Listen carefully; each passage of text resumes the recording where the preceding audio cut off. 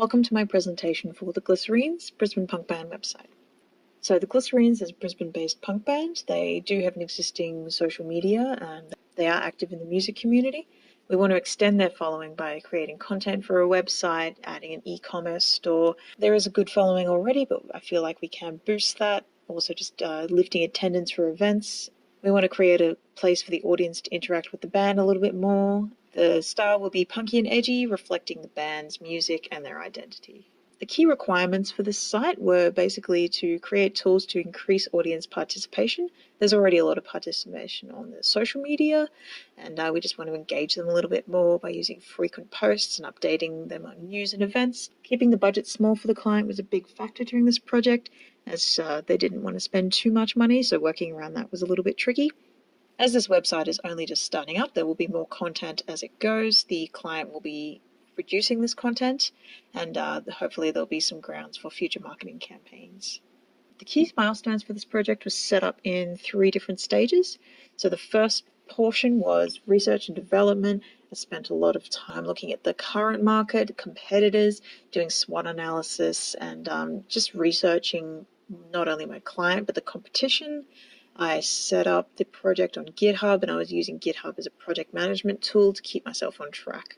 Towards the end of the first section, I started producing low-resolution wireframes and gathering together things for a style guide to present to the client.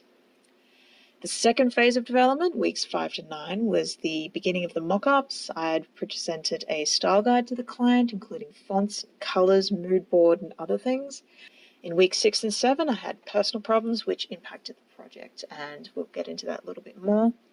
The final stage of development was stretched quite a bit. It was supposed to originally be weeks 8 to 12, but it's been stretched to weeks 10 to 16. So during that time, I created a website prototype, presented it to the client, worked on the design of it mostly, implementing plugins to use. Due to the setbacks of this project, there was quite a bit that didn't happen, like user testing didn't happen. Also, the SEO and SSL did not happen until the final week. So the first major milestone was the first 4 weeks, which I spent doing a lot of research, as you'll find in the documents attached, looking at the client's current position, their competition, creating a SWOT analysis, and looking at their social media and marketing strategies. I began to develop a mood board, combining all of my research that I had found and compiled it into a style guide.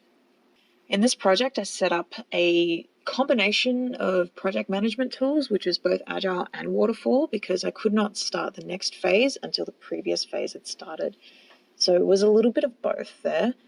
I split the project into issues within milestones on GitHub, and often I used the Kanban to keep track of what I was doing. I created extra columns to keep myself on track, such as a daily to-do list, which really helped visualize what I had to do every day, and also frequent cards that were common tasks that I had to do every week. The first phase of development began in week 9 rather than week 6, just due to my setbacks. I also had a computer malfunction, which resulted in me losing the entire project. As the computer I had lost the entire project. Even though I had backed it up and backed up the database, I could not get it to reinstall correctly, so I decided to just be quicker to start over rather than spending extra time troubleshooting the problem, and it didn't take me very long to catch up. The biggest problem was motivating myself. I gave myself small tasks to do every week rather than stressing about the amount of work I had to do. Every week I would do roughly 5 to 10 hours of work, and I found that over time I was able to get my work done in bigger chunks as I went. By week 10 I was getting back on track and I had a working prototype. The last few weeks was spent doing the CSS, SEO, and CRM. Trying to get the website onto a host was really difficult. Usability testing, because I couldn't do a proper user test, I just looked at it in my own eyes, which is a little bit of a disadvantage, but it's all I had time to do. The main problems were the social media icons. They wouldn't wrap correctly. It's a Flex issue, which I couldn't fix no matter what I did with the CSS, so I'm still trying to find a workaround for that. The final website doesn't have a CRM because the free plugin was unable to be edited by CSS. The store works with the PayPal sandbox. I've got basic SEO and just using Yoast, which is a WordPress plugin. I had issues with the name server on my hosting provider, so I couldn't upload the website to www.glycerines.com. I had instead uploaded it to my own link, which is below. I have put a coming soon hold on the page just so that people can't see the product just yet in case they do end up going there.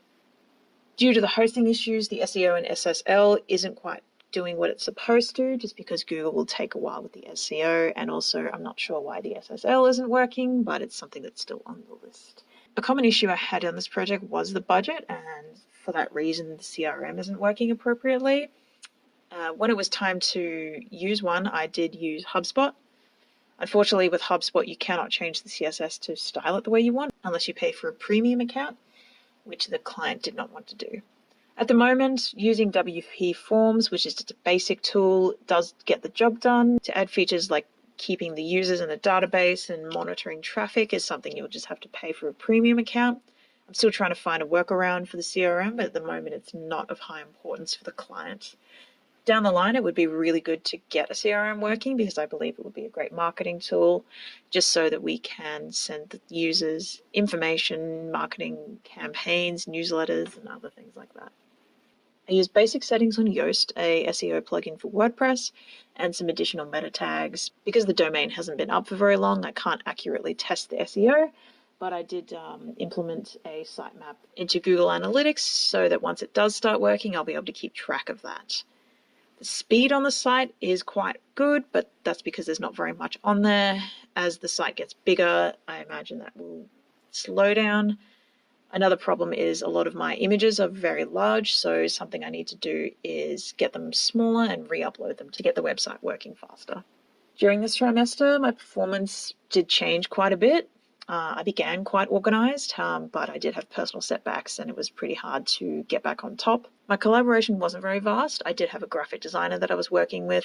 He was the biggest problem that I had because there was communication breakdown because he was French, so I think it might have been a language barrier. In the end, we ended up working through everything in a professional manner, so it was okay in the end. My other biggest collaboration was with the client, which I really enjoyed. I found that the client was very responsive and helpful getting this project working. The technical aspects of this project were quite challenging for me. I hadn't used WordPress before. Another thing that I hadn't anticipated was how difficult it was getting my website up onto a host, so I spent quite a long time trying to work that out. The biggest thing I learned this trimester was definitely working with WordPress and just working with hosting and SEO stats and trying to figure out how to get the site working properly. I'd never really done that before, which was quite interesting. Also, working through my creative blocks was very challenging for me, but I did find my own ways to get around that. And in the end, the project was close to completion. Definitely in the future, working through my mental blocks is a difficult thing, and I think that's something I'll always have problems with. If this had been a real-world situation, I would have postponed the project completely. I feel like I didn't do enough on the marketing side of things. I should have explored the SEO, SSL, and CRM issues a little bit more. I think my full understanding was not quite there and a little bit daunting to learn all of these things, but I do have a basic understanding now. As far as the learning outcomes go, I think I did pretty well with the social media platforms. Just integrating all of that into the website and making sure that the user had access to all the information they required.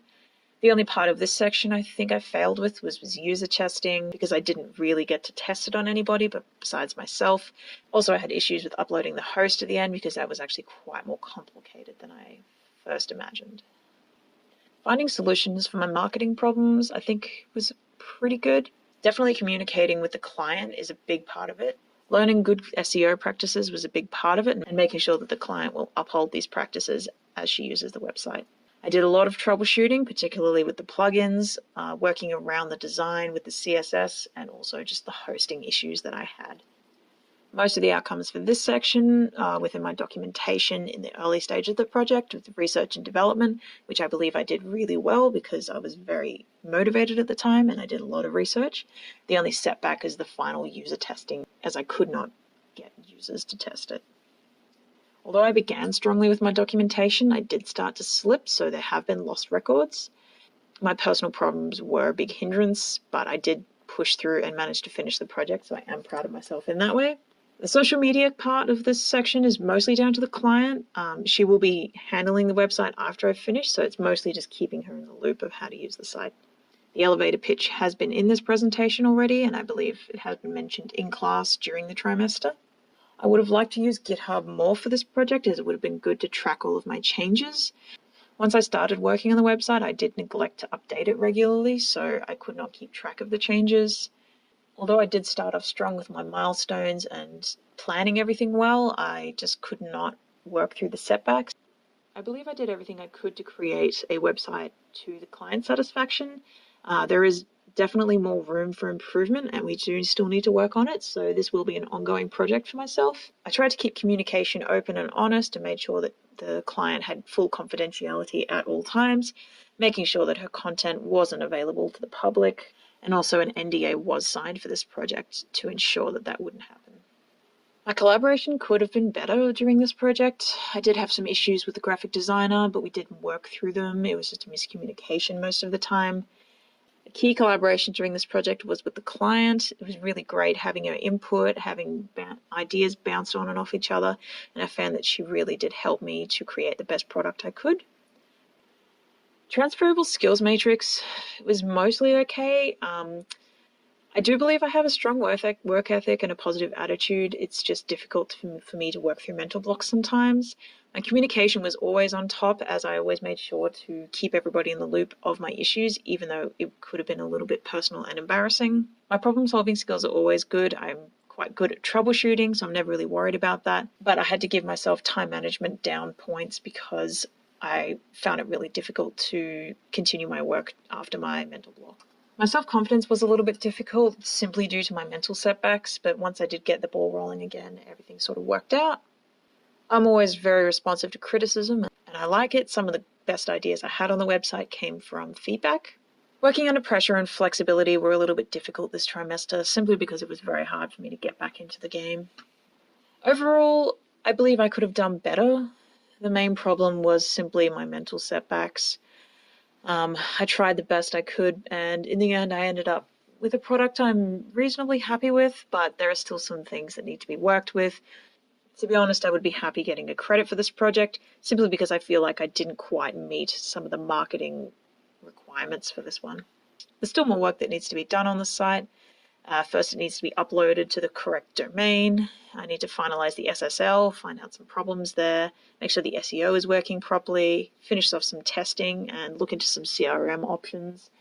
There are still some CSS issues with the site and a few bugs in the site that have been mentioned in the demo attached to this document.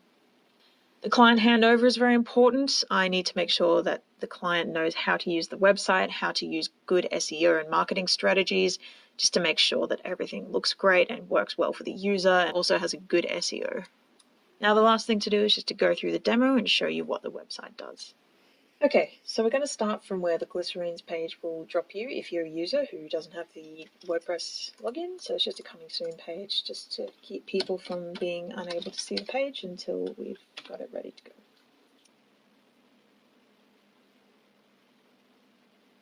So now that we're on the dashboard, we can go to the site and take a look at what it looks like. So this is where we land to begin with. We've got all of your hyperlinks just at the top. They anchor to specific pages on the one page rather than going to external pages. We also have a secure SSL certificate just to show that we are secure. There are still a few bugs with that. I don't think it's fully working, so that's still something that needs to be done. We've got a bit of a flicker effect on the Glycerines logo, also on the hyperlink, hover buttons, and the social media links there. As we scroll down, we've got animated effects that come up on elements across the site, and we've also got the headings flickering there to create a neon glow style. Music embed just from Spotify, really simple. Users can also purchase the CD from the store down here, or they can go to the Bandcamp page and download it for less. Latest news, we've got a embed from the Glycerines Instagram. Users can also load more if they wish. This is a bit of a problem on the mobile pages, as you'll see when we get to that part. We've got a Facebook feed here. Unfortunately, we can't add the photos here because there is an issue with the plugin where you actually need to pay to get that feature, and I'll be looking into possibly getting a different plugin, but at the moment this will do.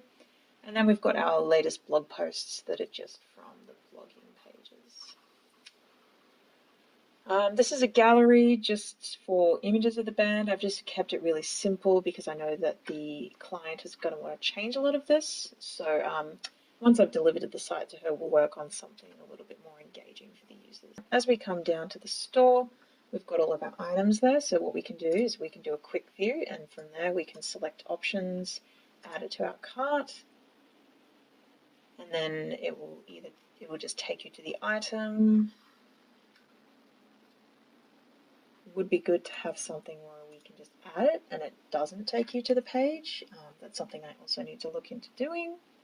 But for now, this is fine. So as you come to the item page, you'll find that you can also hover over the item and just do a little bit of a zoom in to view it properly. Back on the home page, and then we've got the contact section, which connects to WP Forms.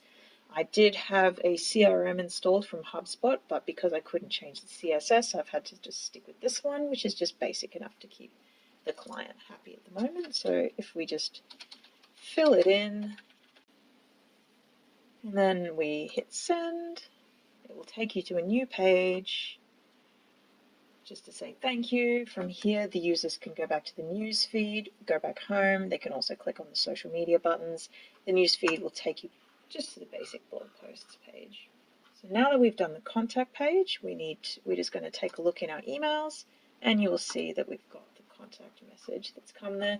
Because the SSL isn't quite working properly, it's just still flagging it as a security risk, but it's something that needs to be fixed. So looking at the store now, we have the shopping cart where we have all of our items. You can apply coupons if they are applicable. You can update your cart if you make any changes. You can change the quantity, and you can also add your shipping. I've got a pre-filled shipping form that's just to my local address, and it's just pretty much a flat rate across Australia. And then we go proceed to checkout. As you can see, I've got everything pre-filled here as well. And we've got a sandbox enabled so that we can go through the whole payment and see how it looks.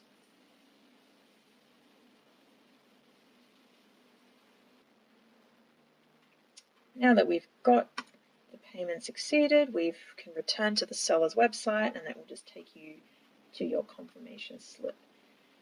So that will also appear in my emails. So we've got a new order there. And then, of course, because I used my own email address, it's also shipped me the user's details. So that is what the user will see when they receive their order. The order will also appear in the WooCommerce section of the dashboard. Moving on to the mobile responsiveness, there are a few problems. The main one is that the social media buttons don't properly line up because of the Flex CSS property. So what happens is they end up stacking vertically rather than horizontally. So to get around that for the moment, I've just made them disappear when it gets to a smaller screen size. Obviously, I'm going to have to find a workaround for this because we can't have the social media buttons disappearing. Everything else for the responsiveness is almost okay. There are a few little hiccups, like we've got a little gap there. But otherwise, things are mostly in line. The only other issue is with the latest news. So the Instagram feed becomes extremely long, and so does the Facebook feed. So some sort of solutions will need to happen there to make sure it's just a little bit shorter. Otherwise, everything has fit in quite well. Another problem that happens is when you zoom, come back out of responsiveness, you can see the menu doesn't quite work properly. So I'm not really sure what's happening there, but that's something I'm going to have to look into. And that is my website.